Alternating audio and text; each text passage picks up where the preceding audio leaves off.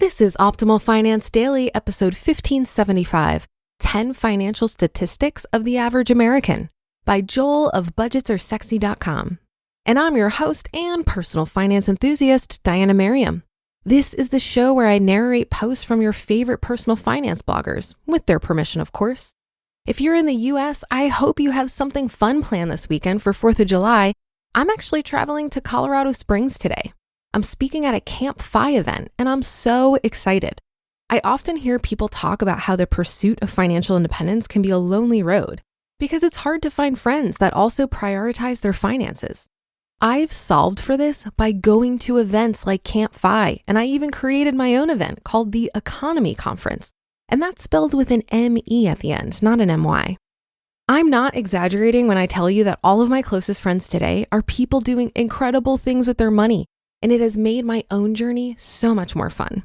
Check out campfi.org to learn about the event I'm at this weekend, and come party with me at the Economy Conference this November at the University of Cincinnati.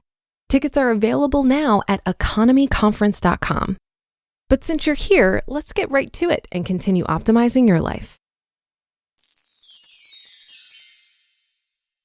10 Financial Statistics of the Average American by Joel of BudgetsAreSexy.com. Today, I thought we could play a little game called How Do Your Finances Compare to the Average Americans? I've gathered 10 money statistics about the average US household's finances. And while this data has no actual effect on your personal situation or trajectory, it's still fun to see how you stack up. Remember, it's just a game. Don't get too wrapped up in the numbers. Everyone's situation is different. Let's get to it. The average American financial profile. How do you compare? Most of this data is pretty recent, but because 2020 was such a strange year, some data points are a few years old. There are also a ton of variables that we could pick apart in this data, but for now, let's just play along and take the figures at face value. Number 1, the average gross household income is $87,864. While I'm not off to a great start, my wife and I are already below average in this category. Our household income for 2021 will probably be between $70,000 and $75,000, not including investment growth or rental income. Oh well, we're committed to Coast FI, so our income is intentionally low. Interestingly, we do earn more than the median income in this study, which is approximately $62,000. Number 2, the average balance in a 401k is $106,478. Woohoo! I'm certainly above average in this category. Just checked my IRA balance. I don't have a 401k from my employer anymore, and it's sitting at $175,684. This statistic comes from Vanguard's 2020 How America Saves report. You can see the average and median by age breakdown in this post.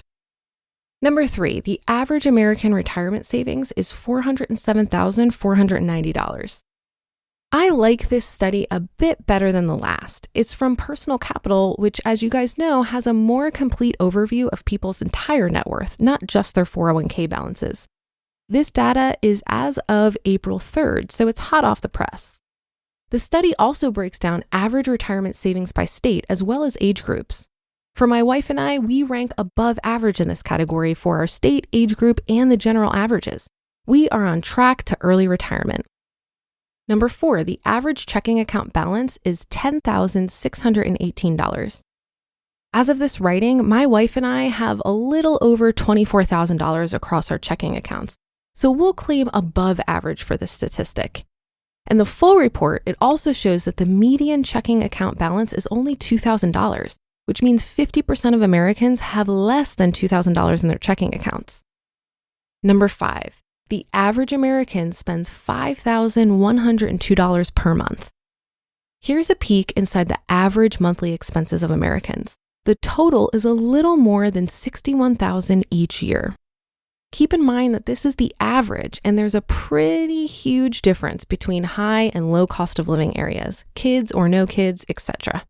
As frugal as my wife and I are, living in LA puts us in the above average expenses group, at least for this year and next. Most of our income will go to rent and travel.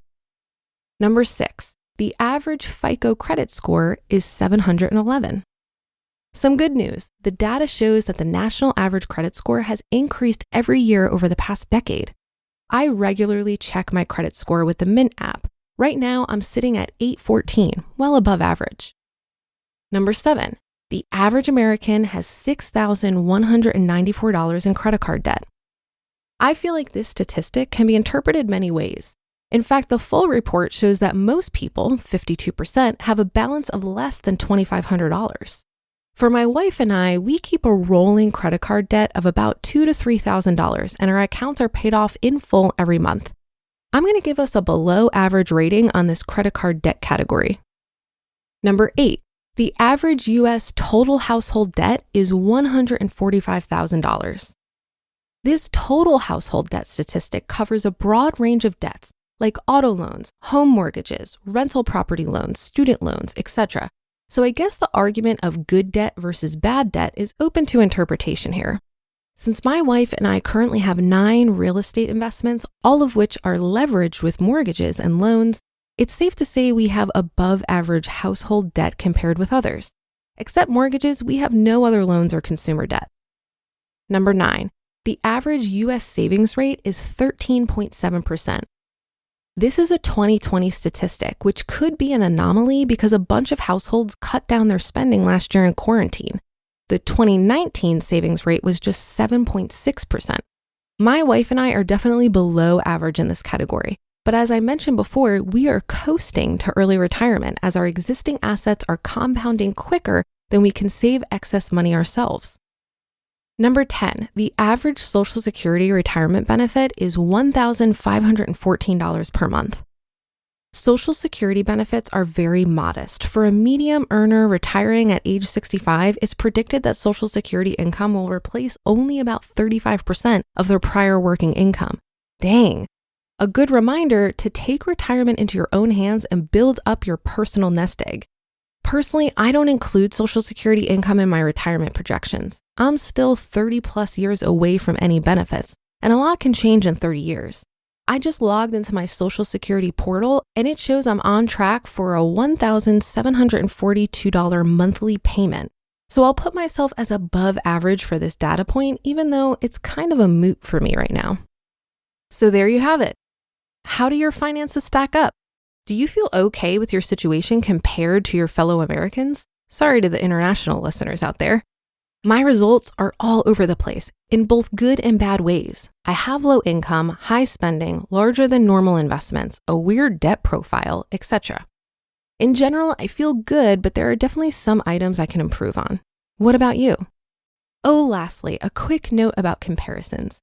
Usually I don't recommend comparing yourself to others. It can lead to unhappiness. So keep the following in mind when you play games like this. This is just a game. Average stats don't determine your personal success.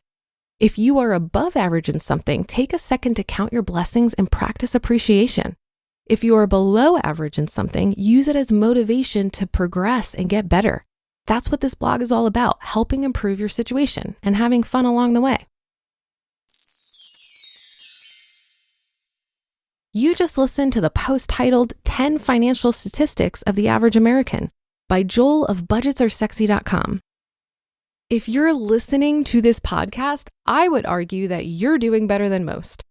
According to a Standard & Poor's survey, 43% of US adults are considered to be financially illiterate. And I can tell you anecdotally, as someone who talks about money every day, many people just don't have an interest in money management.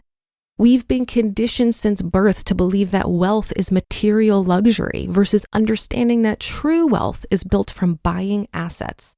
So the fact that you're even interested in this stuff is worth celebrating. While it can be fun to see how you stack up and get a little ego boost in the areas where you're doing well, please remember that comparison to other people is the thief of joy. But comparison to yourself in the form of tracking progress can be very motivating. I think the main benefit of looking at a snapshot of how you measure up against these statistics would be to revisit this 5 years from now and marvel at your progress. Not too long ago, I came across some goal setting I did in my mid-20s. At the time, it seemed crazy ambitious to me to earn a salary of $80,000 and have $10,000 in savings. I can remember looking at this ridiculous goal I had written down and feeling like it was impossible. But now I look back on that time and think, honey, you weren't dreaming big enough. I far surpassed those goals once I decided to buckle down and prioritize my finances. So wherever you stack up today, consider that educating yourself about personal finance is going to lead you to crush all these stats one day. I guarantee it.